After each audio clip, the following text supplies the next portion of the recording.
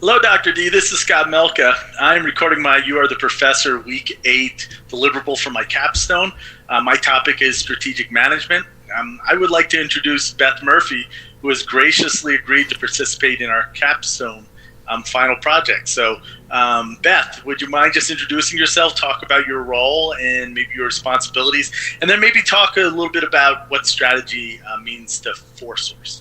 Sure. So my name is Beth Murphy. I'm the Director of Demand Planning here at ForSource. ForSource is a company that specializes in outsourcing software development to a lot of different types of clients, but primarily in the healthcare industry. Let's see. What I think of when I hear strategic management for ForSource is really the plans that get developed for how the company wants to move forward, how it wants to make more money, and how it wants to address customers' needs. Excellent. Perfect.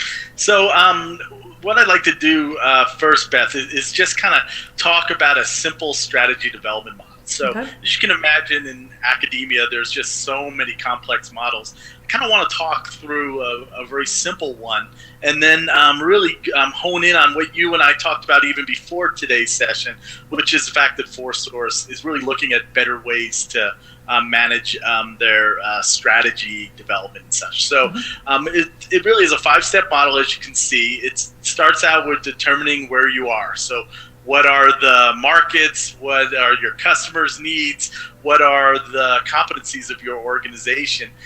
Then identifying what is important. So this is much more of a vision discussion and such, and understanding where the organization wants to go.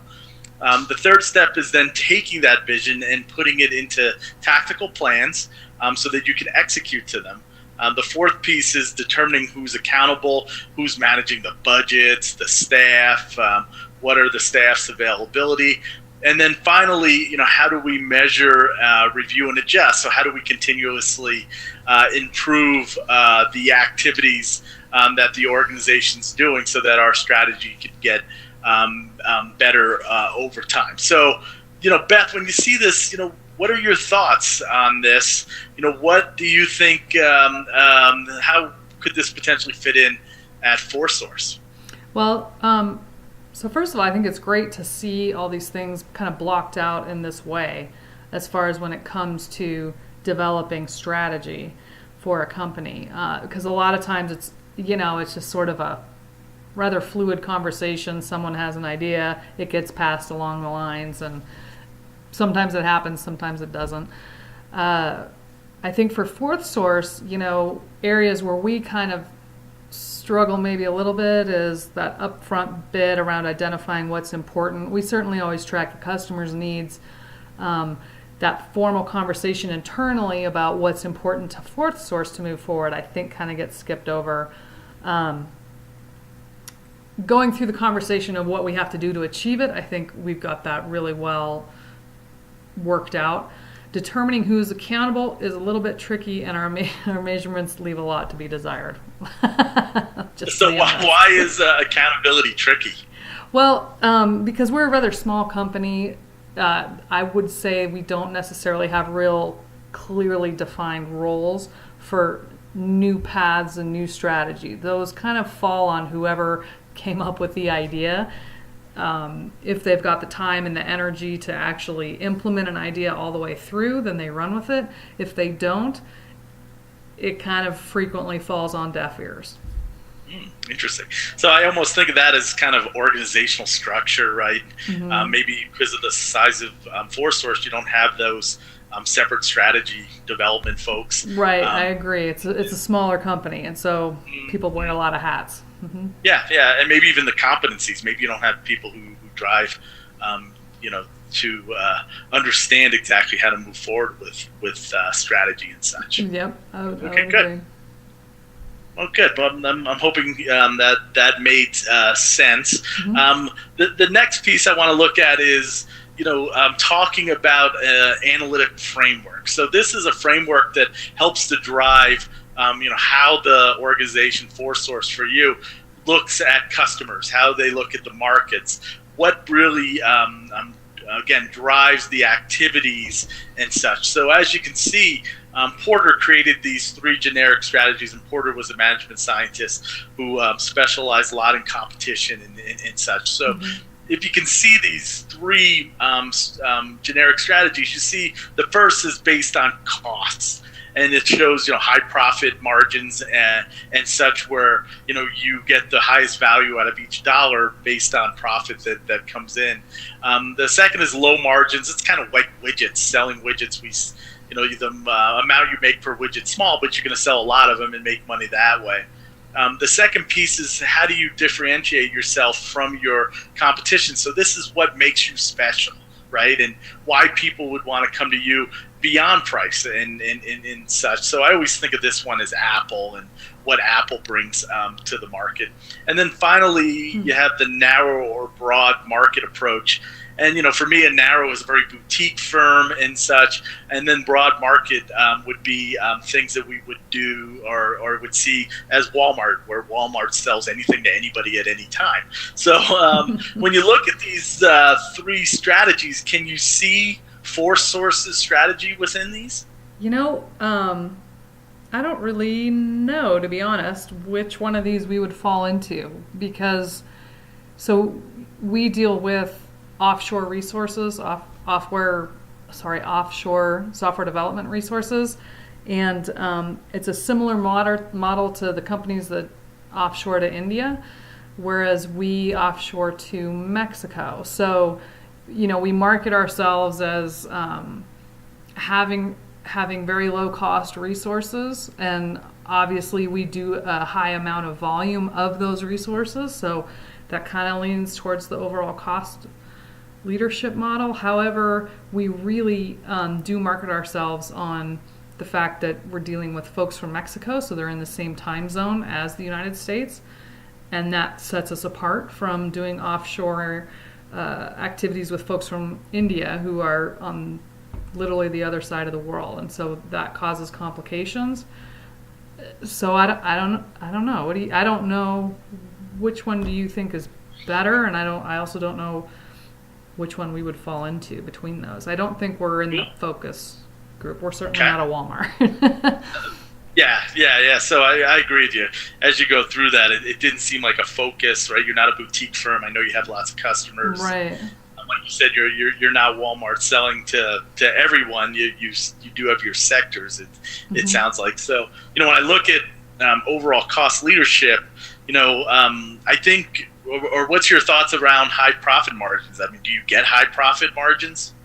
No, not generally speaking at all. We have very few resources that cost those real high dollar amounts. It's for the most part fairly low dollar resources. So okay, so I think we could take away the high profit margins. So it's probably the low margins, like you mentioned, trying to compete with India. So high profit margins is a much more beneficial way to be a cost leader. You certainly make more money for each dollar that you spend in capital and such.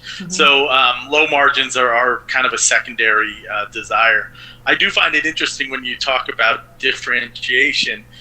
You talk about India and such and time zones. Did you mention cultures and such? Are there cultural differences? Yeah, there are that align better with the U.S.? Yeah, there are, right? As far as just even how folks from Mexico will communicate with folks in the United States, it's much more.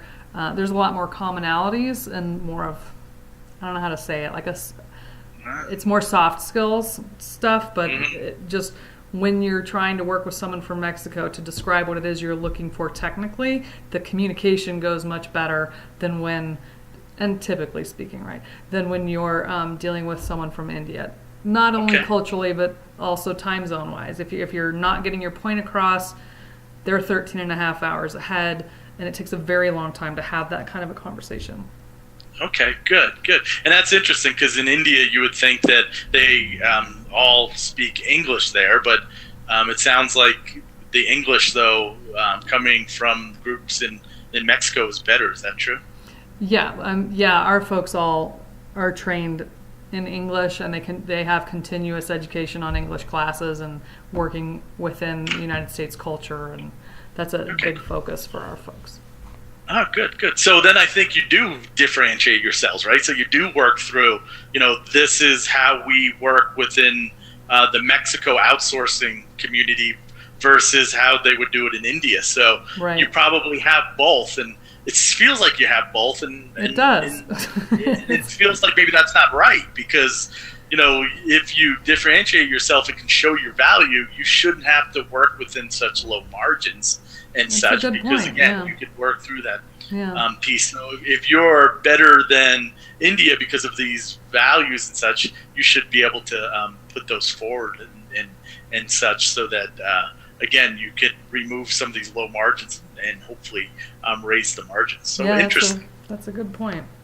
Cool. So, we've discussed kind of two pieces here. We've discussed development of strategy and then an analytic framework. The last piece I want to go over is really talking about how to implement strategy. So, again, the first bullet I think we've done. The next piece is building your tactical plans and competencies. We talked a little bit about that. We always have measurements. I'm assuming that ForeSource is like most organizations, it probably has a little bit to learn about measurements. Is that true? Oh yeah, definitely. Our KPI process is a little. I don't know what the right word is there. I hate to say weak, but it's definitely. It could be improved. We track. We use our annual plan, which is created at the beginning of every fiscal year, and then we track it weekly, monthly, and quarterly, looking at actuals that have come in to date, and then the forecasted revenue. And our forecasted revenue is derived strictly from the demand signals that we receive from our clients. So we don't have anything else feeding into that. So if we don't have good headlights into our clients' demand forecast, that is a direct impact to our revenue, obviously. And Great. Our revenue forecast does not adjust correctly. So we don't find out about those impacts until the actuals are actually coming in. So we don't have very good KPIs to make earlier adjustments than that. Okay, good. So tell me about progress meetings. How do you get together and talk about it? Communication planning. They communicate well, or what is your communication cadence? The communication plan, it's really good to see that called out as a reminder when we're going through strategy development, because that is something that you can always do better in any organization I've ever worked in, really. But you've got your executive level communication that happens between the boards and the executives. That's always usually fairly high priority. The further down it goes as far as communicating change, especially when implementing strategy, it doesn't happen all the way down to the person with their hands on keyboard. It's usually just a tap on the shoulder. We need you to be over here. Oh, great. So great, yeah. It's good to see that pulled that out. most organizations could do better at. So okay, great. So Beth, I could sit here and talk for hours on these topics, but Yeah. I know that our time is limited today. Before I go, let me just ask an open-ended question. Was this helpful to you? You know what? This This was great. It's always great to pull back and say, okay, if you're actually going to do this right, if you're going to do this best practices, it's good to have a strategy like this in place that has these kind of high-level bullets to make sure, I got to think through that, I got to think through this. What you mentioned about us, I think it was differentiation is what you said. I think that's a really good point that I haven't actually thought about, is maybe we don't need to be driving down the cost so much because we do differentiate ourselves. So I think it's been really helpful. Thank you. Oh, cool. Great. Well, I guess I want to just end by thanking you for participating in my final capstone project. Definitely. So, thank you. Thank you very much, and have a good afternoon. All right, you too. Bye-bye.